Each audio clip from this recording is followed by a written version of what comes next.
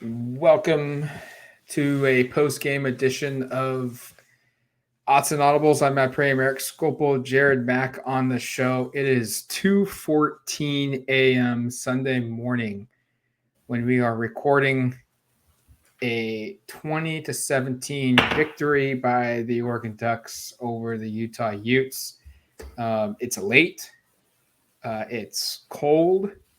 But this Oregon football program is on fire right now because they kind of, I don't know if saved their season's the right term, but they avoided a disastrous collapse of a season after losing to Washington. Bo Nix getting hurt, Alex Forsyth getting hurt, Ryan Walk getting hurt. It looked like this was a game that they would lose. They didn't. And everything is back on the table for Oregon.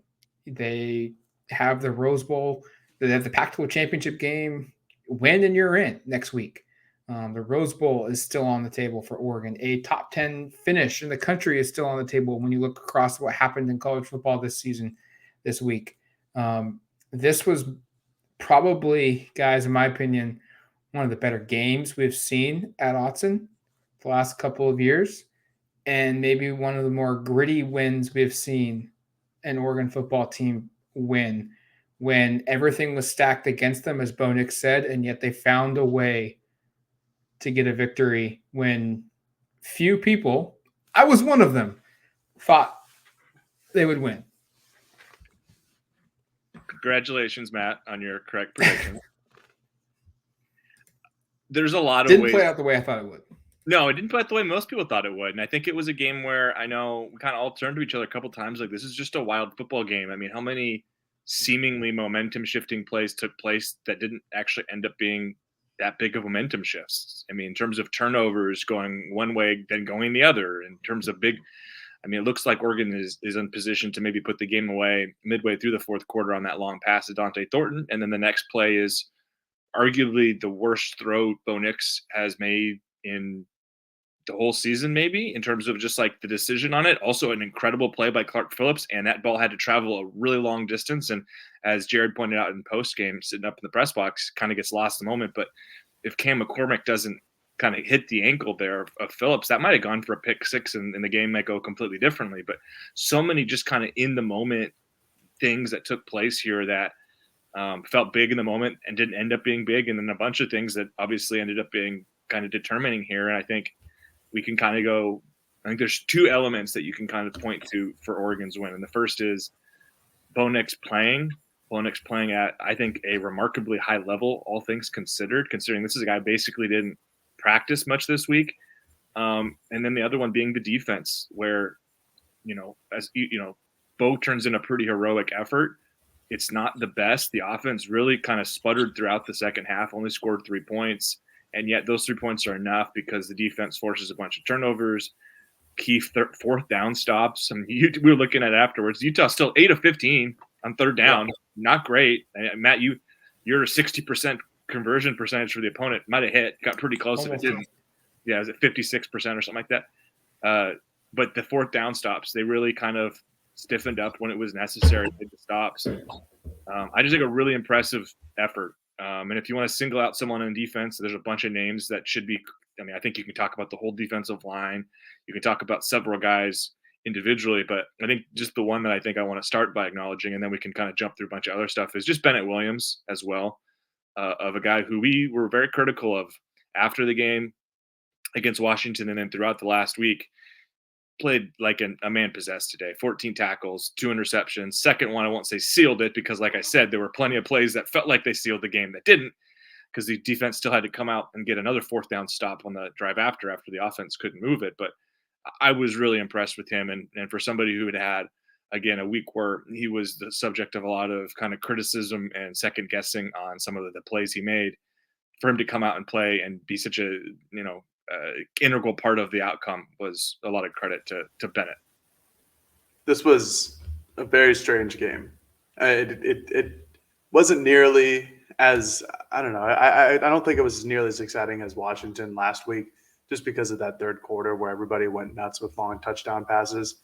But this had some really exciting moments in some very interesting ways. I mean, the the fact that 2 turnovers happened like back to back twice in this game, where Dante Thornton fumbles and then Cameron Rising is picked on either the next play or like 2 plays later, and then that's like basically that same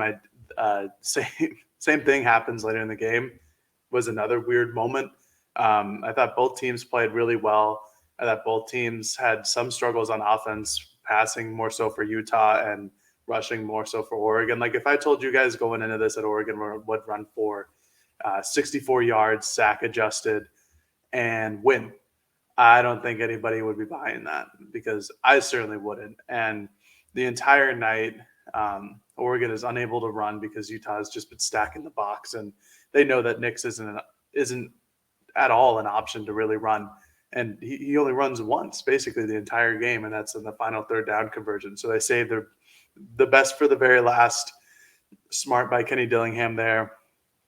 I don't even know where to go. Just like what Eric talked about, there were so many plays where you're like, oh, that's a momentum killer, or that's a momentum swinger.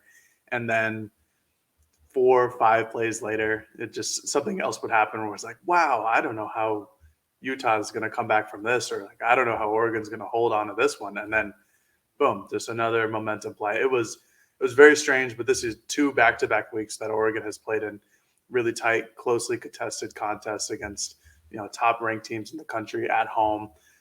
2 wonderful football games the last 2 weeks as well. Really impressed that Oregon was able to come out with this. Really impressed with their defense overall. Cameron Rising throwing 3 interceptions was another shocker that I didn't foresee. Really thought that the secondary played well. Bennett Williams, like Eric mentioned, Casey Rogers, Brandon Dorlus were phenomenal on the interior. Just an overall really good game from Oregon. I'm very surprised by the result being this low scoring, but yeah, crazy game. Honestly, I think that's the only way to describe it for me. I think this game will etch Bo Nix into some Oregon lore, some Oregon glory. This Willis Reed moment. Obviously, like if he lost, like no one would remember the fact that he was hurt and what he did and how impressive it was. But the fact that Oregon wins and he gutted out this performance, and it was very evident after the first drive that, hey, it was maybe more serious than Dan Lanning's positive remarks on Monday led us on to be. And Dan even came out and said that, like post-game, like he wasn't sure early in the week if Bo would be able to play. And Bo talked about it too. And these are the types of things, these are the performances that I think etch you into history, where he's only been here at Oregon for a season, and yet he's going to have as much of a love by the Oregon fan base, if not more, than someone like Vernon Adams, where he was at Oregon for 1 season, and yet he's revered as one of the best quarterbacks to play at Oregon in the modern era, 2000 and beyond.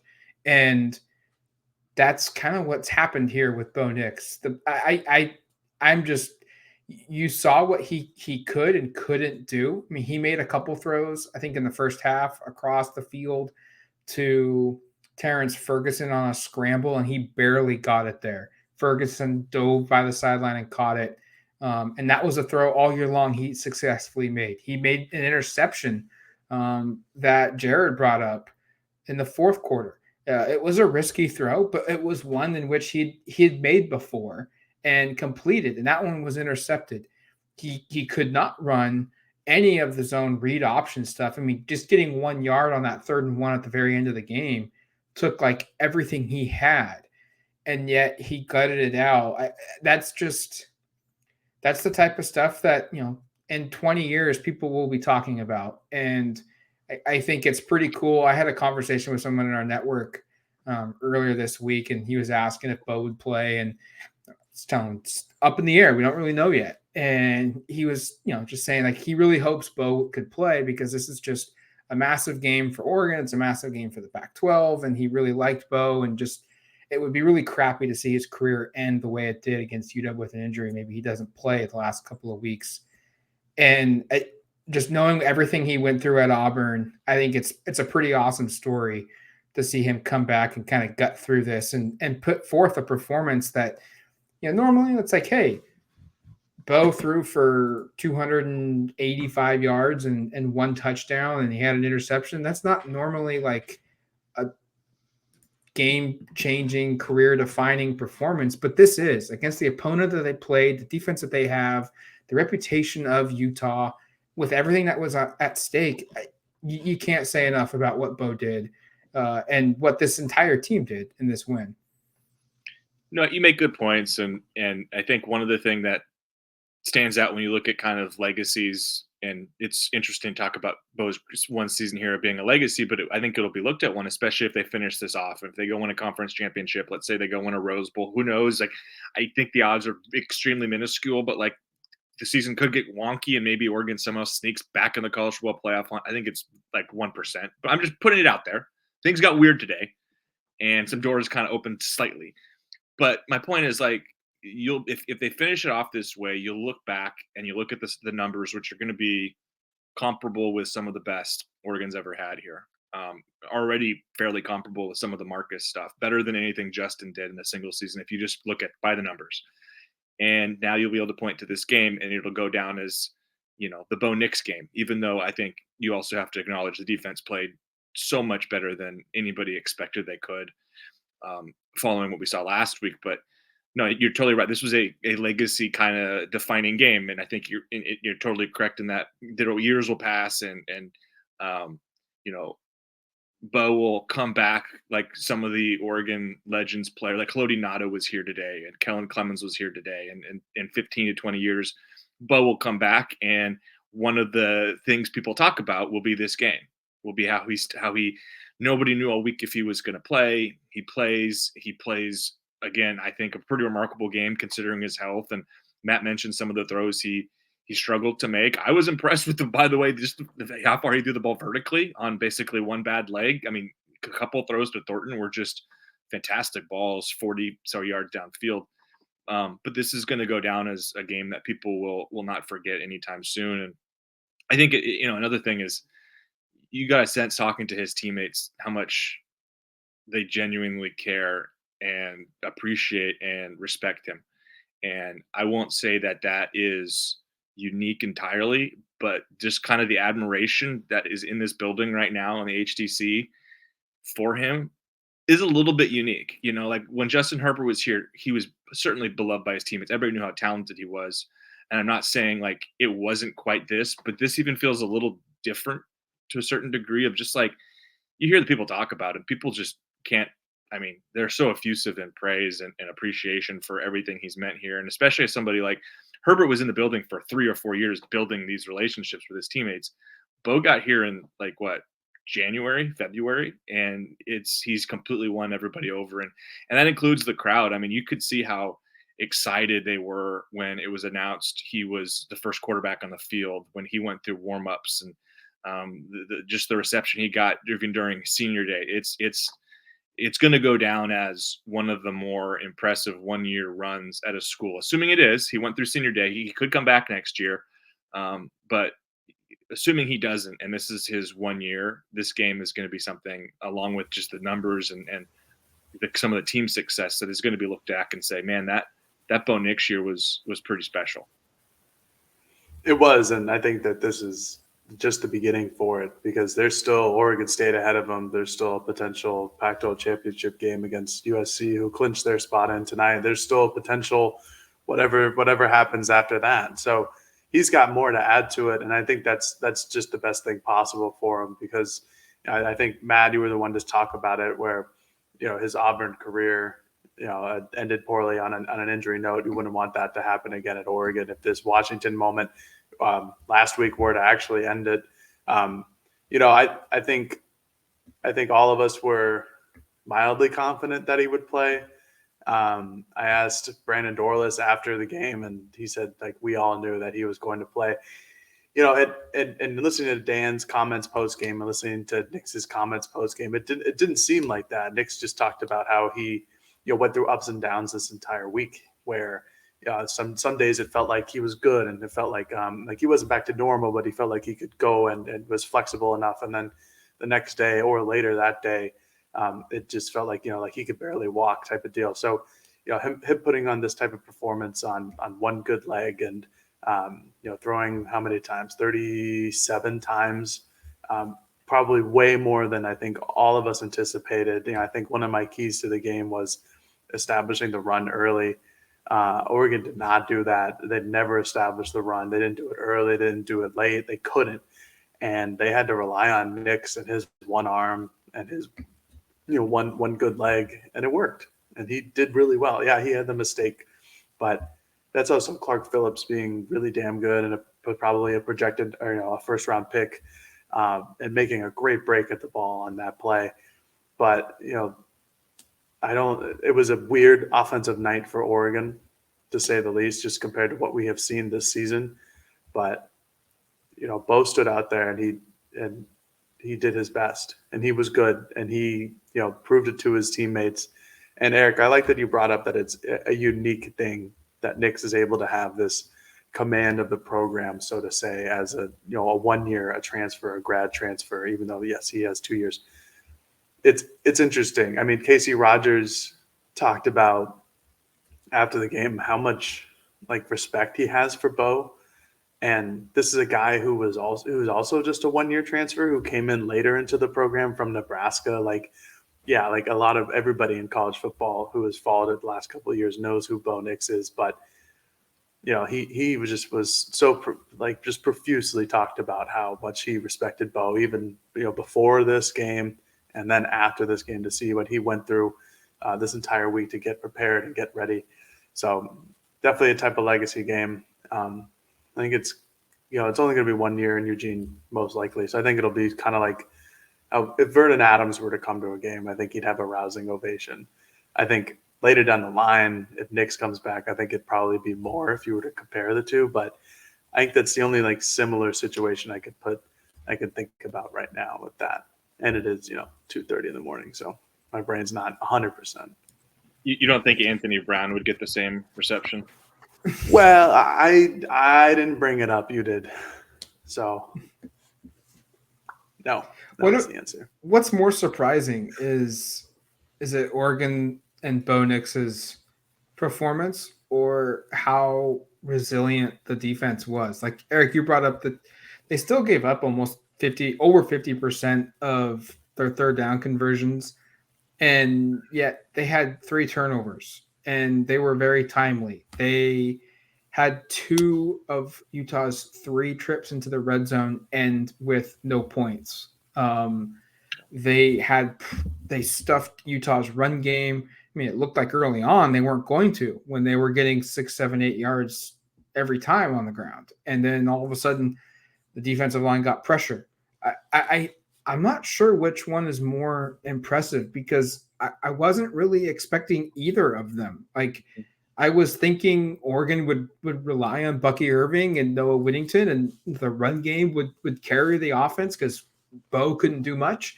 And then I wasn't anticipating Oregon's defense really getting many stops. It would be maybe they get lucky with one turnover, not 3. The defense was tremendous in this game. And maybe it's Utah just being a better matchup. Maybe it's some injuries along the Utes. Maybe Cam Rising was wearing a knee brace, which he hadn't been wearing the last couple of weeks. He had suffered that knee injury earlier in the year. They didn't really run him much until the very end.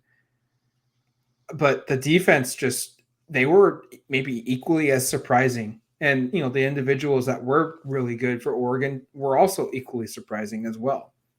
Yeah, I think that's exactly right. Equally unexpected was how I would probably phrase both of these, and really good surprises. I mean, again, to peel back the layers a little bit, not to stay on the next thing. We weren't told not to report on injuries. I guess I'll just share Tuesday and Wednesday he was in. I don't know. Am I breaking protocols? I don't know. Circle of trust, man. Dan's going to get at us on Tuesday. Yeah, this is ancient history at this point. But Tuesday and Wednesday, the guy was in uniform and he was wearing trainers instead of cleats. But I thought he came out of Tuesday's practice in cleats when I saw.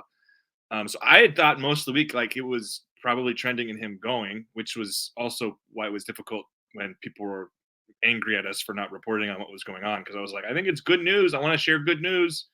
But but I didn't expect he could play quite that well. And I, as Matt said, and I think Jared has said, really thought it was going to be a run game sort of night for them offensively. And so what Bogue provided was very unexpected to me. I wasn't expecting they would throw it 37 times, nor was I expecting to be as consistent throwing it.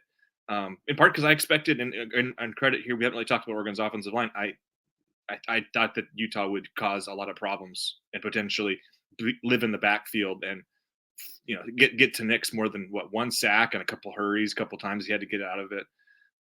So like that part was surprising because I thought for the offense to have success, it was going to be based upon its running backs and kind of a combination of manufacturing a running game, which Utah took away because they sold out knowing Nix wouldn't keep it. And then defensively, like after last week, I had very little confidence, and it wasn't just the fact that they got stops, it was the manner in how it happened of like how many times did they have their backs against the wall because the offense kind of wasn't able to. I mean, it felt like there were 2 or 3 instances in that second half where the offense, if they just go score a touchdown, kind of put not the game totally away, but like really kind of let everybody kind of have a sigh of relief of, okay, now we've created some sort of a cushion, and they didn't do it. And yet the defense comes out and either forces a turnover on downs or a punt or an actual interception. I mean, it just felt like that was the reaction. So I think a ton of credit to that side of the football because, yeah, this is a better matchup without question. I mean, kind of, I think alluded to that leading into it of like Oregon, in theory, their strengths should match up pretty well with what Utah is going to try to do primarily. And they didn't stop the run entirely, but they stopped a lot of it, especially the interior stuff in the middle of the game. But I came away thinking like that was exactly what the doctor ordered, right? They talk about going and getting their medicine. I thought the response was really impressive. I've already singled out Bennett Williams. I thought he played great. I thought the defensive line, who wasn't able to get, I mean, one of the big storylines out last week was defensive line, front seven, could not get any pressure on Michael Penix. And they didn't really impact Rising a ton, like certainly a little bit. I think, did they even get I don't know if they got a sack all night. I don't think they did. But I don't think so either. 6 tackles for loss, and 2 of the interceptions were results of Jordan Riley and Keon Ware-Hudson, defensive linemen, swatting the ball at the line of scrimmage and creating those turnovers. So I just think you can credit every single level of the defense. You can credit the defensive line for internal penetration on run plays, on knocking balls down that end up being intercepted. You can credit, I thought Noah Sewell played really well, still has issues sometimes getting out in space, but like I thought he was really active. Justin Flo makes a great tackle on a tight end when the ball is deflected, which ends up being a big play because that Bennett Williams credited him that kind of, he said, Bennett said he was going to go and try and knock out Kincaid, but then looked and saw that Flo was doing it and it kind of freed him up to make the play. So like, and then the secondary, we've already credited Bennett. I thought he played well. I thought the corners and the outside for the most part played pretty well. Kincaid's a really tough matchup. He got his, what do you have, like almost 100 yards receiving, maybe more. I think 99 on the dot. Yeah, 11.99.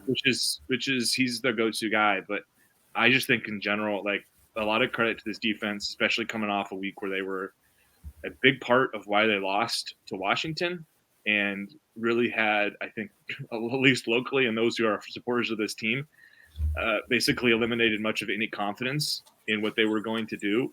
This is a confidence builder both for them, but I think hopefully at least a little bit for some of the fans who were kind of like, oh, this defense stinks. Not saying you forget about the Washington game, but right. You can at least see in a certain situation, a certain matchup, these guys can hang tough. And if Oregon does get to the conference championship game, I hate to say it, USC is much more of the Washington variety than the Utah variety, but that's a road that we'll cross if they get there. The next matchup against Oregon State would be, in theory, a little more favorable in terms of what the Beavers like to do, though. Yeah, I have no issue saying that this was Oregon's best defensive performance of the season. And I think it'd be hard to find a game that really comes close. I mean, this is top 10 Utah. This is a team that has, one of the better offenses in the Pac-12, averaging over 200 and I think over 210 yards a game on the ground. Nearly 40 points a night. Is a team that put up just like 1 million yards against USC earlier in the season in their upset victory of them. Oregon came to play. I don't know where this came from. I really don't. We haven't seen a lot like this basically all season long. The 6 tackles for loss. I mean, I think they did that against Arizona. I know that they did against Washington State.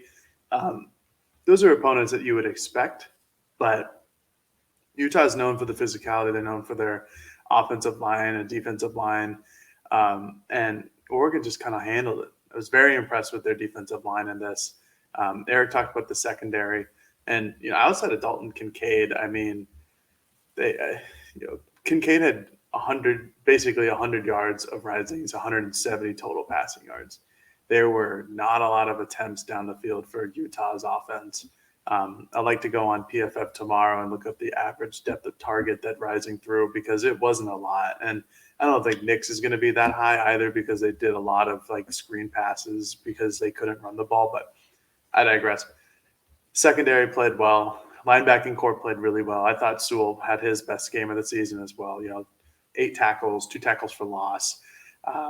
Again, they weren't able to get real good pressure on Cameron Rising when he dropped back. No sacks, but Casey Rogers and Brandon Dorla said, after the game, we need to do something even if we can't get to the quarterback. And that's why you saw the increase in pass deflected. I think they had 3 total, and then the 2 led to an interception. So they were making their mark in there, even if they couldn't exactly get to Rising. And I just thought that was their best defensive performance of the season. Eric, I think I told you after the game where I told Jared Denny of On 3 that the way Oregon's defense played tonight probably was how many Duck fans, and I think us, originally anticipated how this defense would look under Tosh Lupoy, under Dan Lanning, under all of these defensive guys that they brought in on staff. It was quick. The defensive line created pressure. Linebackers flew around. The cornerbacks, other than Kincaid, who's a mismatch nightmare for nearly every team in the country, they did their parts tonight. And maybe Oregon flips into this nickel group that they have more often. They played really well against Arizona with it, and obviously it's personnel-based, but having Gonzalez, Manning, and Bridges out there might be kind of a hidden gem for them. It's 2 games now where they've played mostly that package, and they played well. Just some thoughts, but I again, really impressed with their defense. And like Eric mentioned, Oregon State is a team that kind of is similar-ish to how Utah plays, but do not have the same quarterback as Cameron Rising. Yeah, let's take a quick break and we'll pick back up there because that's what's next, a showdown with Oregon State and big ramifications that come with it. All right, welcome back to the Utes and Audibles podcast, post-game edition. We won't be on here for much longer. It's pretty late into the night, or I should say early into the morning.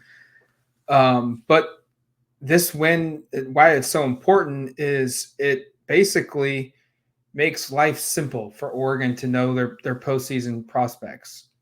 Beat Oregon State, and you're in the Pac-12 Championship Game for a 4th year in a row. And there's a lot to think about what's on the table for Oregon going in because, look, Bo Nix played on Saturday. He played really good. I'll be curious to see what he's like tomorrow. How does that ankle feel? Is it feel better than it did after Washington, or does it feel worse? What's going to be his availability during the week? That's a big question. Alex Forsyth did not play in this football game against Oregon State, against Utah, excuse me. His status is probably unknown for the Oregon State game. And that's a damn shame because A, he's good. B, he's a guy that has dreamed of being an Oregon Duck for his life. And he's an in-state kid.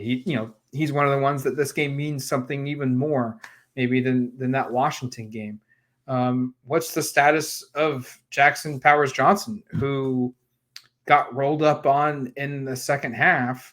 And I think Jared said pre-podcast, I don't think we saw him return. We did see Stephen Jones back on the field, which is notable for Oregon. First time he played since the first half of Eastern Washington week 2 when he got hurt.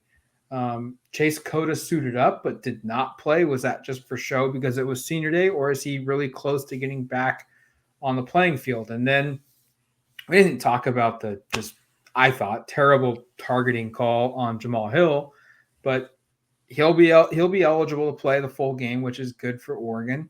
But that's just another guy that missed a majority of this game.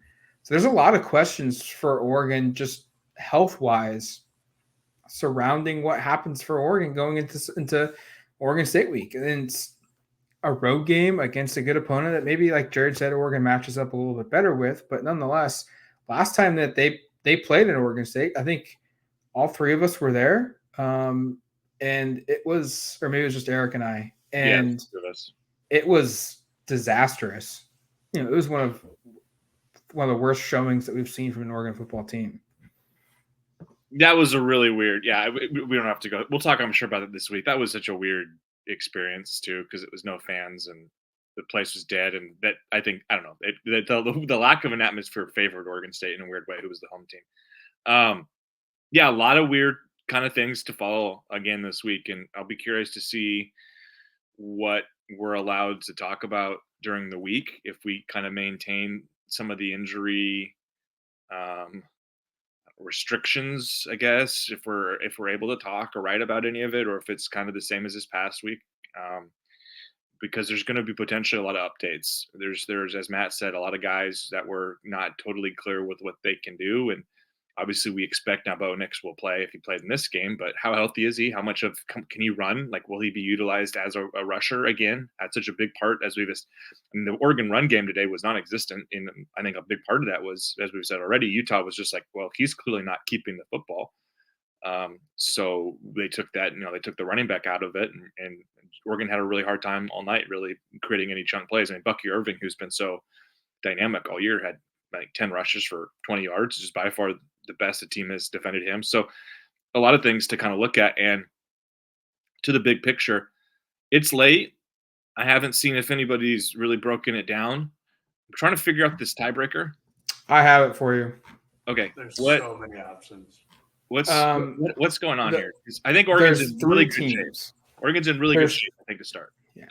So John Wilner of the Mercury News Pac-12 Hotline basically lines out the three most realistic scenarios. First of all, USC is in. It doesn't matter what happens the rest of the next week. They're in. The three teams alive for that second spot. Oregon clinches with a victory at Oregon State, or they lose to Washington State, or they lose to Oregon State, and Washington loses at Washington State. One of those two scenarios happens, they're in. Oregon just needs to win. That's all that matters. Washington, they can get to the Pac-12 Championship game, but it's super complicated. They need an Apple Cup victory. They need Oregon to lose, and they need UCLA to lose to Cal. Utah gets in with a win over Colorado and victories by Washington, UCLA, and OSU, which would set up a trigger for a three-team tiebreaker between Oregon, UW, and Utah. But that's it. Those are the three most likely scenarios. And the easiest one is Oregon win. You win, you're in. I was almost going to say, like, I hadn't seen Wilner's tweet, but I was reading the conference tiebreak bylines, and I was kind of bylaws, and I was kind of like, I think Oregon almost is clinched. Like, it takes so much weird stuff for them not to make it. Like, it would require. I mean, UCLA losing to Cal is also required. Like, even if Oregon loses and Washington wins, UCLA still has to lose to Cal, which I think is very unlikely. So there's a bunch of stuff that gets kind of funky here to try to kind of even turn the scales towards Washington. So not to dismiss the upcoming game, but like Oregon's in a very, like, I would say it's like probably 95% that they're going to make the conference championship if you were to like do some sort of math odds, which against 248, and you can tell by the way I said math odds that I'm not thinking very clearly about my projection. Really good podcasting, but it's also almost 3 a.m, so I'll hopefully give me a little bit of leeway here. But no, I mean, there's a lot on the table still. Jared, if you don't have like anything big here, there's just one more player I wanted to shout out before we kind of wrap. Did you have anything more on this? No, I was just going to mention it'd be interesting to see what we can and cannot report at practice this week, because there's same situation as going into this past week. A lot of guys who are potentially questionable, probable, whatever you want to call it, game time decisions, as Bo Nix would call it. But and all the crazy ass Pac-12 ways that there could be a tiebreaker or whatnot, because it's Pac-12. There's going to be some 5-team tie or something like that. But go ahead, Eric. I just realized we'd gone 35 minutes, and Dante Thornton is a player who I thought, again, really showed up here as a guy who's been really quiet most of this season, a player who going into the season, I think we all had like as a potential break. I think Matt, was Thornton your like offensive breakout guy, or I think was it Seven McGee? It was one of those two you had like marked in as somebody. Well, the stock thing that we did, I bought a lot of stock on Seven and Dante Thornton, but I will argue that Thornton almost equaled his entire season total with yardage today, and that's moved him way up the stat list. He now has 343 yards receiving, which is third on the team. I was just going to say, this is a guy who was like absent for most of the season, and you're going to end up getting, I'm not going to say he's going to get 151 yards every game, which is what he had tonight. And again, I thought really, we have to note, 2 turnovers. He had 2 fumbles, but I thought he was really impressive with making some tough catches downfield. And this is going to be potentially a year where it's like one of those weird stat seasons where you end up looking up and it's like, wait, he had 550 yards this season? Wait, he barely had any production for like half of the year, and then suddenly he finishes really strong. So, but I think it was crucial that with Coda again not available, that they got some production elsewhere. And I thought Dante for now 2 consecutive weeks had the big long touchdown against Washington as well. Just making plays downfield. They've needed someone to do that, to step in, and a lot of credit to him for being resilient in a way that, frankly, we've now seen 2 consecutive years other receivers have chosen not to be. Right, Micah Pittman transfers, Seven McGee enters the portal, all around the same time that, like, I'm not saying Dante ever questioned it or really thought about it, but all around the time now that Dante is having this big emergence is the time that those guys both said, hey, nah, it's not my place. I'm not getting the ball enough. I'm not happy with my situation. A lot of credit for Dante for not being one of those guys, and for now being, and I guess, and it the proofs in the pudding, the fruits of his labor have come together as he's has about 200 yards receiving combined in the last 2 weeks with some really big plays for the offense. He's averaging 23 yards a catch. I mean, it's 22.9, but I mean, his breakaway speed, like he had that third down catch, I think on like a hitch route or something in the first half. Like a screen. Yeah, and he just blew right up the field. I mean, it's like, who are you going to take off? You're not going to take Troy, and obviously Chris is established and Chase is good, but watching his explosiveness, it's kind of like, man, I wish maybe they would have gone more 4 receiver sets a little bit more, but that would hurt their ability to go tempo and with the tight ends and run the ball and stuff. But yeah, he's been impressive. That was Dante. I mean, go ahead. I was just going to say, like, the way that he's been playing the last 2 weeks is how I think we envisioned him as a high school recruit. I mean, he was a top 80, top 90 recruit coming out of high school, high profile guy. And then just his physique, he's 6'5". He's added muscle. I think we came into fall camp looking like, this Dante could be a guy here. And now he's coming into it. I mean, he's got to control the football. He's got to he's had a fumble. The 2 fumbles today. He almost dropped one of the longer passes. I mean, that was part of the reason why he wasn't playing earlier, was just his drops during practice. He just wasn't that reliable. But if he can overcome that, it's huge for Oregon. That's another deep ball threat. I mean, Troy Franklin is the deep ball threat here. Chris Hudson will get out there every once in a while. But on defense, you're not going to come across somebody who's as fast as Dante and who's as tall as Dante and as lengthy as Dante. And, if he puts those skills together, it's going to be really impressive. But it's a shame because his, second really long catch that before the Bo Nix interception, that's going to not get nearly enough love as it should be, because Bo Nix threw an interception immediately after. That was a hell of a catch. He adjusted to that ball midair, went from one shoulder, turned turned his head the other way, caught it just barely off the ground. Tremendous catch, just unbelievably overshadowed by a Knicks interception immediately after. I said Willie Mays style. Is that appropriate? Yeah, 100%. It's really, really damn impressive that he was able to do that at 6'5". Yeah, he's starting to look like he's turned a corner. In today's day and age of college football, you just hope that he's had a positive experience this season and he's on the team next year, because I think if he is, he's poised to have probably a breakout year again. Now, we said that this year, but I feel like it's pretty likely next season. But we've still got a lot left to play for Oregon this season. They've got Oregon State. By the time this podcast is out and you listen to it Sunday afternoon, Sunday morning, we might have the kickoff time. Be cool. Probably 12:30 or 7:30 in the evening. Let's pray it's a 12:30 kickoff in Corvallis. And if they win that one, they go to Las Vegas on a quick turnaround for that Friday 5 p.m. kickoff, which would be against USC. So you've got a lot left, even with 2 games left to play. 1 game for sure. For Oregon this season. Until we talk to you on Monday with our mailbag, you've been listening to the Odds and Audibles podcast. Talk to you later, folks. Peace.